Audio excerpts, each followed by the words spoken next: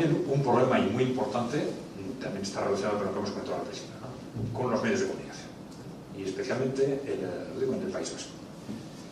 ¿Por qué?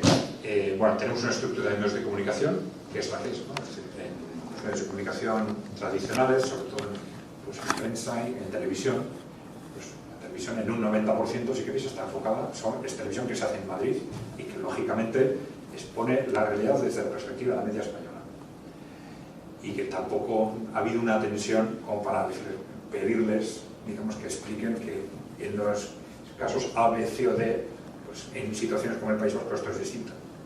Pero es que claro, nuestros medios, ¿qué hacen en general? Pues copiar, ¿no? No tienen seguramente recursos, o hacen lo que hacen en general todos los medios, salvo los muy grandes que tienen capacidad de inversión para crear, para hacer investigación propia, análisis propio.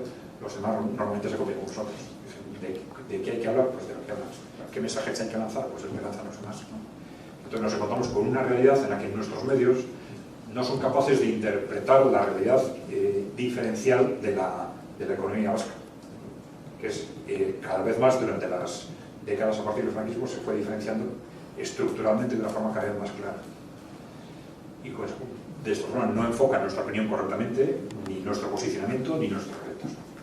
Pero la cuestión no es, claro, lo que no se trata es conseguir que haya unos medios vascos, unos medios de comunicación vascos, que repitan y una otra vez que nosotros lo hacemos mejor, ¿no? Es otra cosa, clarificar que nuestros posicionamientos son distintos y nuestros retos son distintos, ¿no? Y esto debería ser algo importante para cualquiera, independientemente de su ideología y de su posicionamiento político, digamos, ¿no? Por ejemplo, de una forma muy sintética, ¿no? Lo que ocurrió es que durante las décadas anteriores a la crisis, en nuestra opinión, la economía vasca se fue diferenciando de forma creciente, y en el momento que estalla la crisis nos encontramos con retos radicalmente distintos, porque nuestra situación era radicalmente distinta en ese momento. En España nos encontramos con un reto clarísimo de sobreendeudamiento y con una crisis estructural gravísima en el sector financiero, que no existía, como tal, no existía en el País Vasco. Y aquí teníamos, ¿cuál es el reto fundamental que teníamos? El reto estructural. Teníamos un reto, ya lo explicaremos luego, de crédito a corto plazo, de demanda, pero el reto estructural era entonces también insuficiente a nivel tecnológico. Y la estrategia básica, pues bueno, en España lógicamente, frente a un sobreendeudamiento, había una necesidad de reestructurar deuda, reestructurar deuda privada, reestructurar el sector bancario, ¿no? En nuestro caso, el reto, la estrategia básica debiera haber sido la inversión tecnológica. Y unas estrategias de segundo nivel, pues en el caso español, clarísimamente, elevar la competitividad, luego de ahí vino el tema de la devaluación interna, la reforma laboral, etc. La reestructuración de la deuda pública, que se fue acumulando ya durante la propia crisis, atacar el déficit público, las políticas de empleo, etc.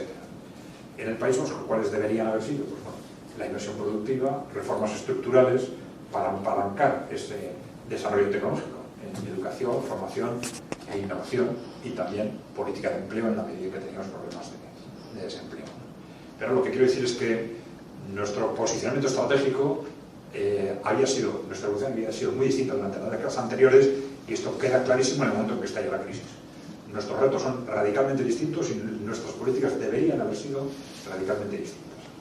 Pero sin embargo no somos capaces de identificar esto, nuestros medios de comunicación no transmiten esto, y nuestra clase política, por decirlo en general, no es capaz de identificar, hacer un diagnóstico propio y desarrollar unas políticas propias.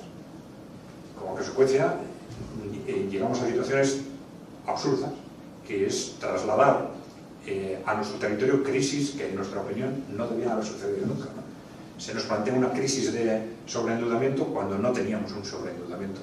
Se nos plantea una crisis bancaria cuando no teníamos un problema con nuestras entidades financieras, que están perfectamente. Se destruye, en España hay un problema con las cajas de ahorros. Pues como hay un problema con las cajas de ahorros en términos generales, pues destruimos nuestro sistema de cajas de ahorros. Algo absolutamente clarísimo. Y si os fijáis, los argumentos que se han repetido alrededor de todos estos conceptos, pues son los que decían los medios de comunicación.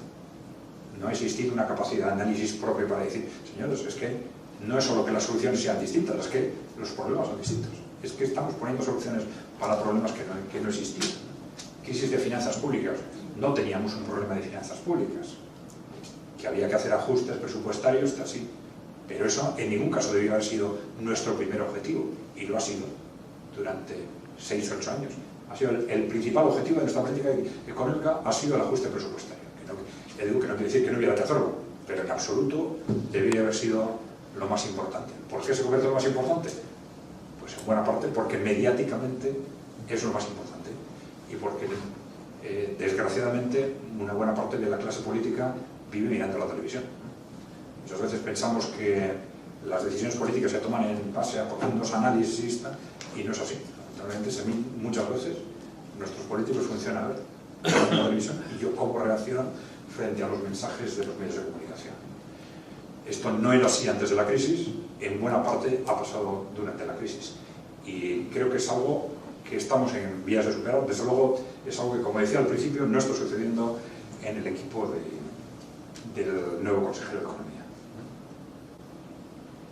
Bien, en este sentido, los medios de comunicación tenemos que han adormecido y desorientado en buena parte a nuestra sociedad y a nuestra clase política, y esto significa que necesitamos o bien reposicionar a los medios o bien disponer de capacidad de análisis y posicionamiento propios a pesar de los medios.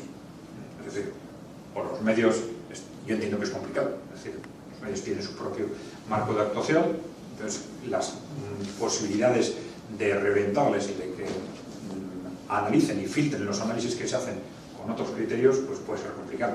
Pero entonces necesitamos que nuestra clase política sea capaz de decir, bueno, esto es lo que dicen los medios y esto es lo que está pasando en la realidad, ¿no? Tengo que ser capaz de analizar la realidad y en base a esa realidad hacer diagnósticos y definir estrategias propias, ¿no? Bueno, ha habido distintas interpretaciones de esto, ¿no? ¿En qué medida hay o no un problema ideológico detrás de esto?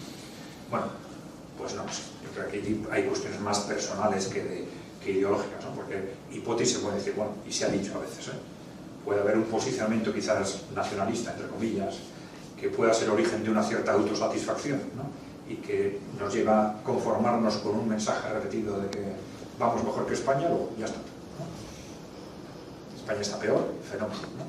Ya está, ¿no? Puede ser, pero es más un problema quizás de personas concretas o de actitudes concretas, porque también se puede decir al revés, ¿no? Que puede ser un problema, digamos, del no nacionalismo, del antinacionalismo, ¿no? El ser incapaz de analizar y tratar de forma diferente situaciones diferentes. Bueno, lo dejo ahí, para que puede dar lugar a interpretaciones distintas de esa perspectiva.